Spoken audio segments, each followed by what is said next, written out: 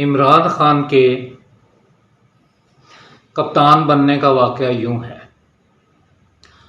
1979 में आसिफ इकबाल की क़यादत में पाकिस्तान टीम इंडिया गई। वहाँ इनकी कारकर्दगी इंतहाई ख़राब, सब खिलाड़ियों की सिवाय 2 खिलाड़ियों के। वापस आकर आसिफ इकबाल ने तो क़यादत छोड़ दी। तो जिन 2 खिलाड़ियों की कारकर्दगी अच्छी थी, बैटिंग में मियांदाद की और बॉलिंग में सिकंदर बख्त की, बाकी सब खिलाड़ी जो थे वो मुंह छुपा कर फिर रहे थे। अब ये हुआ कि नया कप्तान कौन बने, तो फैसला हुआ कि मियांदाद को बनाया जाए। और मियांदाद उस वक्त भी बना और बाद में 92 के बाद भी कप्तान बना। और ये मैं बता दूं कि आज तक जितने पाकिस्तान के कप्तान हुए हैं, सबसे कामयाब कप्तान मिसबाहुल हक था, दूसरे नंबर पर मियांदाद, तीसरे नंबर पर इमरान खान, और शायद अब तीसरे नंबर पर बाबर आजम आ गया हो और ये चौथे नंबर पर चला गया हो, या इस तरह। तो मियांदाद को कप्तान बना दिया गया। उस वक्त वेस्ट इंडीज़ की टीम आई यहाँ, और उस वक्त वेस्ट इंडीज़ की टीम की दहशत थी पूरी दुनिया में, काली आंधी कहलाती थी। उसके खिलाफ इंतहाई शानदार कारकर्दगी रही टीम की। उसके बाद ऑस्ट्रेलिया की टीम आई, उसके खिलाफ भी। फिर ऑस्ट्रेलिया गई टीम मियांदाद की कप्तानी में जो थी, वहाँ भी इनकी कारकर्दगी ठीक। अब टीम जो थी वो मुस्तहकम हो गई। जब ये मुस्तहकम हो गई और वापस आए तो कुछ खिलाड़ियों ने बगावत कर दी कि हमने मियांदाद की कप्तानी में नहीं खेलना। इनमें माजिद भी था, इमरान खान भी, ज़हीर अब्बास भी, इस तरह। उस वक्त श्रीलंका की टीम आ रही थी। श्रीलंका की टीम आई तो उन्होंने बगावत की हुई थी। उन्होंने नए लड़के कुछ रख लिए और कुछ एक आध पुराना, जैसे इकबाल कासिम थे। पहला मैच जीत गए, दूसरा मैच जीत गए। तीसरे मैच से पहले पैचअप हुआ कि जी इस मैच के बाद मियांदाद कप्तानी छोड़ देंगे और उस नया कप्तान होगा। इन्होंने आगे लगाया हुआ था ज़हीर अब्बास को, जो सबसे सीनियर भी थे, कि उनको कप्तान बनाया जाएगा। लेकिन जब कप्तान बनाने का मामला आया जिस वक्त, तो साजिश और सिफारिश दोनों के होते हुए ये इमरान खान आ गया। सिर्फ जावेद बरकी जो खालाजाद था, सिर्फ वो ब्यूरोक्रेट नहीं था इनकी सिफारिश, उसके अलावा भी कितने थे, और फिर कितने जर्नैल, और लगा हुआ हुई मुल्क में मार्शल लॉ। तो वही जो थे वो माजिद खान के भी रिश्तेदार थे, सिफारिश थे, वही इसकी भी थे। लेकिन ये माजिद खान को भी बाईपास करके आगे आ गया और बाद में माजिद खान को वैसे ही फारिग कर दिया, कप्तान बन गया। उसके बाद ये हुआ कि जंग ग्रुप वाले जो थे, मुश्किल रहमान, वो इस पर मेहरबान हो गए। अब ये जीनत अमान के साथ तस्वीरें बनवा के लाए, वो छप रही हैं, रीमा सार्जेंट के साथ, सीता वाइट के साथ। अब मॉडलिंग हो रही है इमरान खान की, वो स्वेटरों के साथ, ये जूतों के साथ, ये जीन्स के साथ, ये शलवार कमीज के साथ। ये सारा क्या था, उसका लार्जर देन लाइफ इमेज बनाते थे। एक्ट्रेसें जो हैं वो अपने स्कैंडल खुद बनवाती हैं और छपवाती हैं। इसी तरह यहां भी जो कारकर्दगी फील्ड में थी वो तो जैसी भी थी, ये उसके साथ ये जो था पूरा उसका कवरेज मिल रही, उससे उसका लार्जर देन लाइफ इमेज बनता गया। वजह क्या, इमरान खान की 2-4 ऐसी उसमें खूबियां कह लें या खुसूसियात कह लें कि वो कमाल हैं। एक खुशामद करना, दूसरा जो ताकतवर हो उसके पांव पड़ जाना, तीसरा दूजा ने पल्लियों खाना, अपनी जेब में बटवा भी नहीं रखना, चौथी ये कि किसी के साथ जब काम निकल गया है तो आंखें फेर लेना, और यू टर्न लेना। यू टर्न क्या है, आज एक बात कही उसके बाद अगले दिन जो है पूरी बेहयाई से आदमी मुकर जाए, ये यू टर्न है।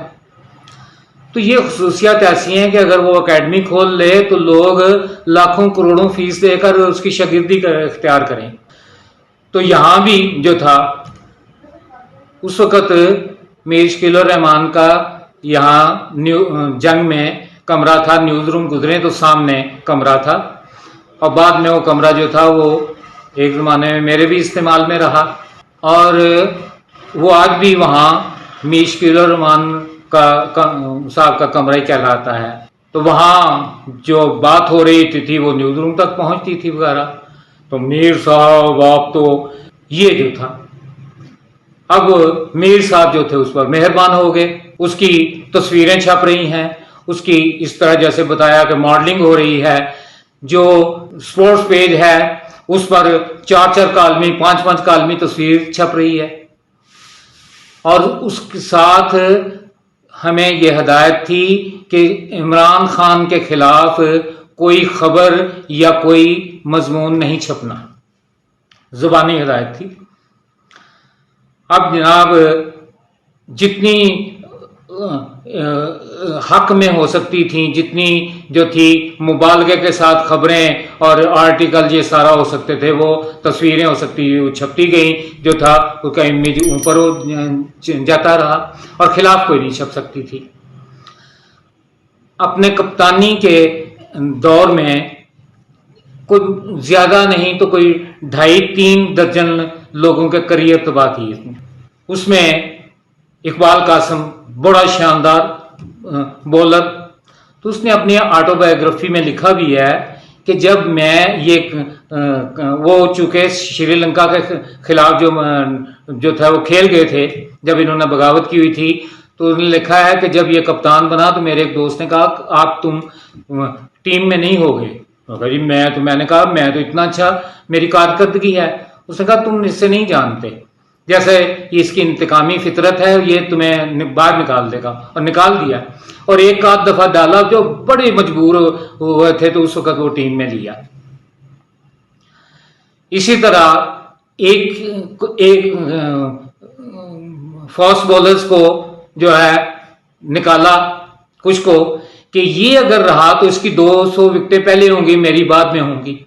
इसी तरह एक खिलाड़ी बेचारा बड़ा गरीब, तो खिलाड़ी बहुत शानदार बैट्समैन, वो खेलता।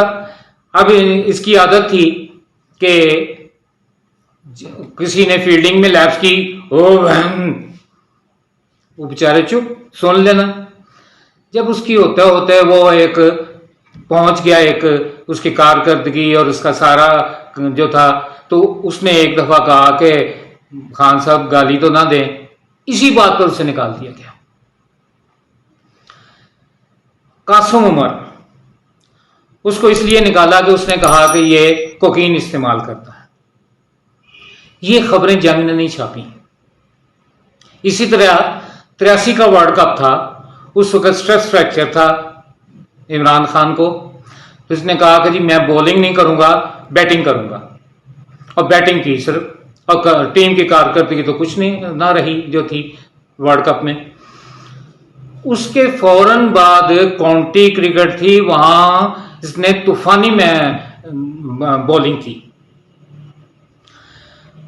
और यहां नहीं इसके बारे में यहां खबर नहीं छपी।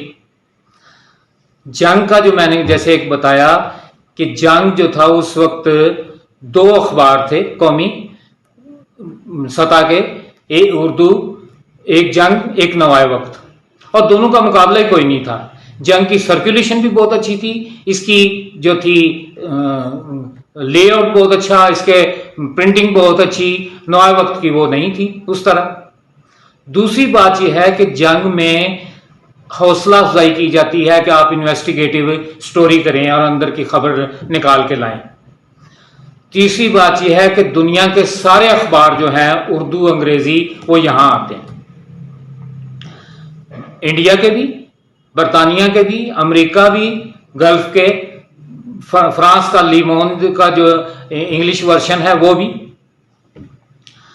तो बाहर की जितनी खबरें थी वो यहां आ जाती थी, और वो खबरें ये छाप भी सकते थे, इन्होंने नहीं, क्योंकि यहां था कि इमरान खान के खिलाफ कोई खबर नहीं लगनी। ये इस तरह होता गया। अब 92 का वर्ल्ड कप आया, 92 का जी मैंने वर्ल्ड कप जीता, भाई आपने वर्ल्ड कप जी आप उस वक्त कप्तान थे, आपकी कारकर्दगी क्या थी? कारकर्दगी थी इंजमामुल हक की, मियां दाद की, आकिब जावेद की और सबसे बढ़कर वसीम अकरम की। टीम जो थी किसी कारकर्दगी की वजह से नहीं, इत्तेफाक से जो थे वो सेमीफाइनल तक आई थी कि वो टीम फलां से हारे और फलां से जीते और ये सेमीफाइनल में पहुंच गए, उसके बाद फाइनल में। इन्होंने पहले बैटिंग की और 3 की एवरेज, 3 से थोड़ी सी ऊपर एवरेज थी, वो तो इंग्लैंड ने आसानी से जो थी पूरी कर लेनी थी। वसीम अकरम ने 2 गेंदों पर मुसलसल 2 विकेटें और फिर एक आध गेंद के बाद फिर विकेट ली। उसके क्या हुआ, टीम नीचे गिर गई, ये वर्ल्ड कप जीत गए। अच्छा जी, सारी टीम की कारकर्दगी जो है वो बनती है, लेकिन क्या हुआ कि ये मैंने किया at the toilet of my career, और मेरा हर वो चीज जो अच्छी है उसका क्रेडिट खुद लेना है और जो बुरी है उसका डिस्क्रेडिट दूसरों को देना है। अब अभी काजी फायजी साहब के खिलाफ जो रेफरेंस, वो मुझे लॉ मिनिस्टर ने जो था वो गुमराह किया। राना सनाउल्लाह के खिलाफ केस जाली था, लेकिन वो एस्टेब्लिशमेंट ने मुझसे कहा बनवाया। ये है इनका। तो 92 का वर्ल्ड कप हो गया। अब उसके बाद इन्होंने जनाब वो शौकत खानम बनाने के लिए, नवाज शरीफ ने वजीर आजम थे, उन्होंने दे दी जमीन सरकारी, 50 करोड़ रुपया मियां शरीफ ने दिया, बाकी 15 करोड़ और जमा करना था। उसके लिए मुहिम चली। उसकी कवरेज जो है जंग में इस तरह कर रहा है कि कमाल, पूरी रनिंग कमेंट्री उस पर। और जंग वालों को ये नहीं था, मियां मीर शकील रहमान को ये नहीं मालूम था कि ये अपने सियासी करियर के लिए कर रहा है। बहरहाल वो पैसा जमा हो गया, उसके बाद वो हॉस्पिटल बन गया, उसके बाद शादी हुई। उसकी कवरेज भी जंग ने उस तरह जैसे शहजादी डायना और शहजादा चार्ल्स की शादी हो।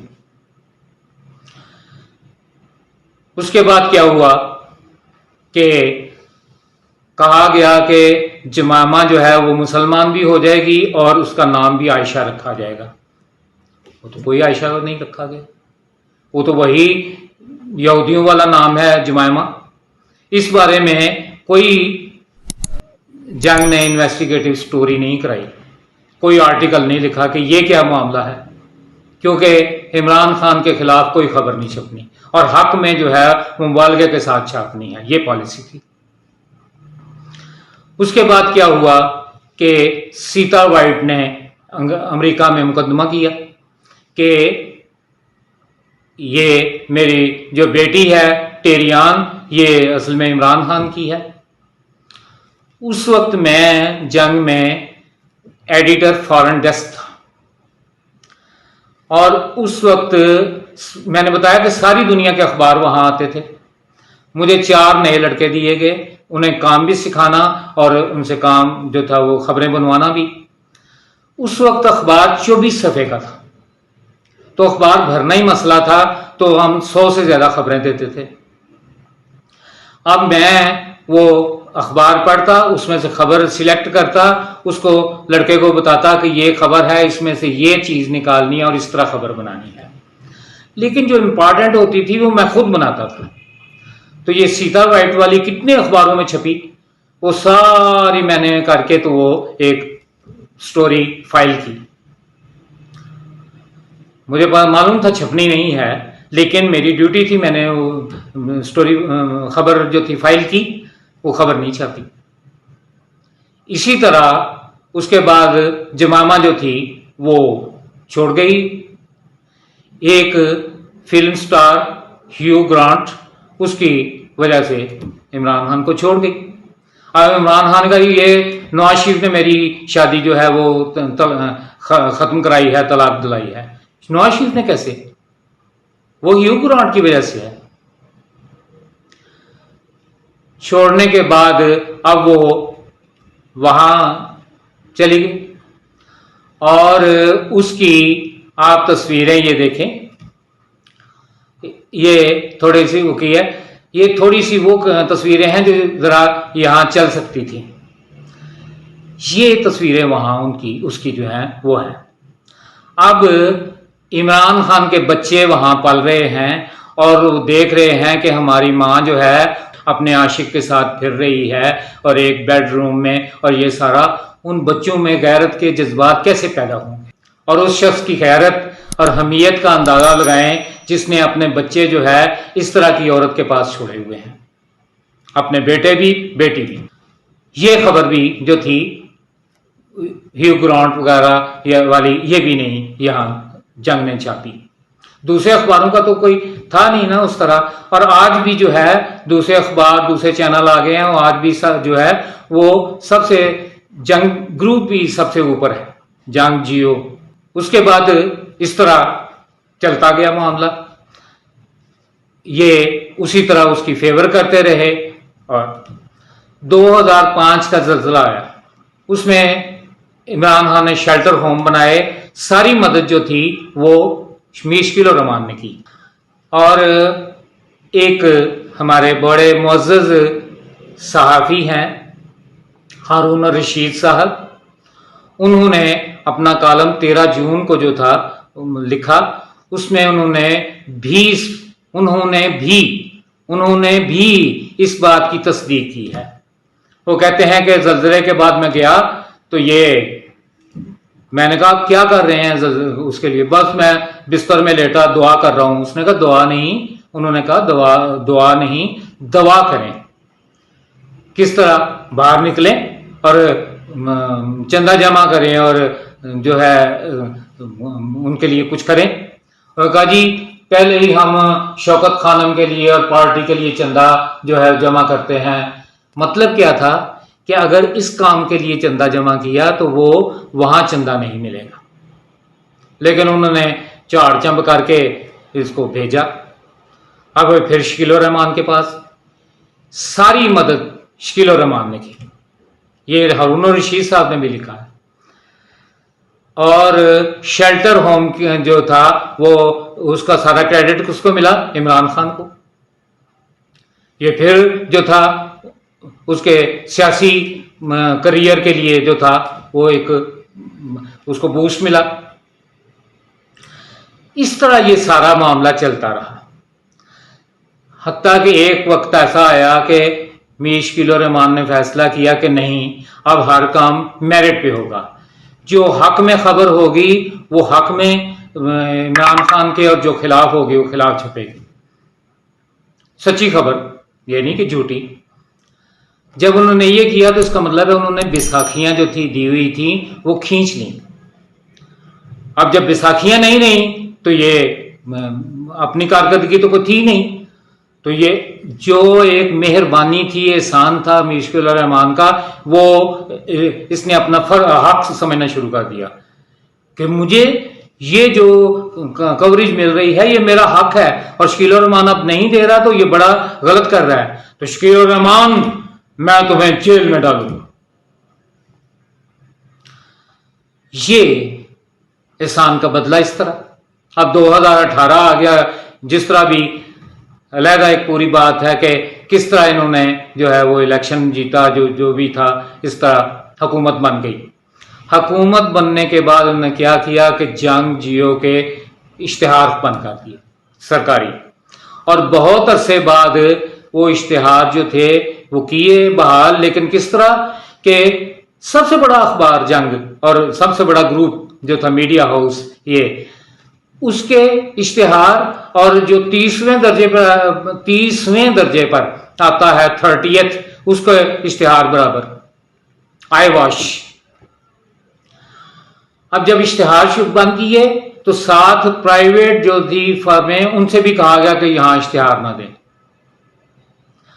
अब जंग का ये था कि वहां 30 को तनख्वाह जो थी वो बैंक में चली जाती थी, पहली को मिलती थी हमेशा।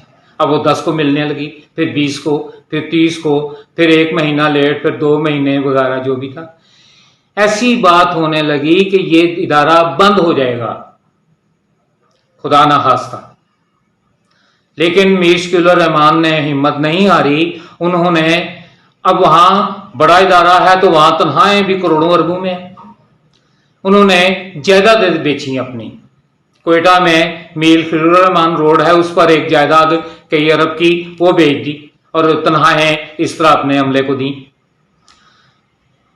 इस दौरान क्या हुआ कि इनके हाथ वीडियो आ गई तैयबा गुल की, और नैब का चेयरमैन जावेद इकबाल वो इनकी ब्लैकमेलिंग में आ गया। अब एक तो इसने इमरान खान ने अपने तमाम जो थे केसेस वो खत्म करा लिए, मालम जब्बा का और हेलीकॉप्टर का और फलां फलां। दूसरा ये किया कि तमाम मुखालफिन को जो था वो जेल में डलवा दिया। शहबाज शरीफ को, उसके बेटे को, नवाज शरीफ की बेटी मरियम को, शाहिद खाकान अब्बासी को, ओहसन इकबाल को, सारा सब जली और सब झूठे केस। उसके बाद क्या हुआ कि मीर खलील रहमान के खिलाफ एक झूठा केस, 8 महीने वो जेल में रहे। 8 महीने बाद उनकी जमानत हुई और फिर बाद में अदालत ने वो उसको बिल्कुल जो था वो बाहर फेंक दिया केस को, क्योंकि केस में था ही कुछ नहीं। लेकिन उस 8 महीने के दौरान एक उनके भाई फौत हो गए, एक बहन, वालदा बीमार थी, उनके पास रहना था, वो ना रह सके, दफ्तर के मामला जो थे वो नहीं चला सकते थे, और वहां जो था ये सारे हर चीज गड़बड़ हो रही। 8 महीने उनके जाया हुए। ये 8 महीने जाया किसने किए? उसने जिस पर इनके सबसे बड़े एहसान थे, जिसको बनाने वाला ही मीर खलील रहमान था। अगर मीर खलील रहमान उस तरह कवरेज न देते तो कितने लोग हैं जिन्होंने वर्ल्ड कप जीते हुए हैं, कितने लोगों ने उनमें से जो वजीर आजम बन जाते हैं। कपिल देव ने जीता जो था, वजीर आजम तो नहीं बना। ये कवरेज देकर उसका लार्जर दैन लाइफ इमेज बनाते गए और हर तरह से मदद की, हर तरह से एहसान किया, और उन सब एहसानों का बदला जो था वो ये दिया कि उसका इदारा भी तबाह करने की कोशिश की और उसे जेल में भी डाल दिया। तो जिस पर एहसान करो उसके शर से बचो।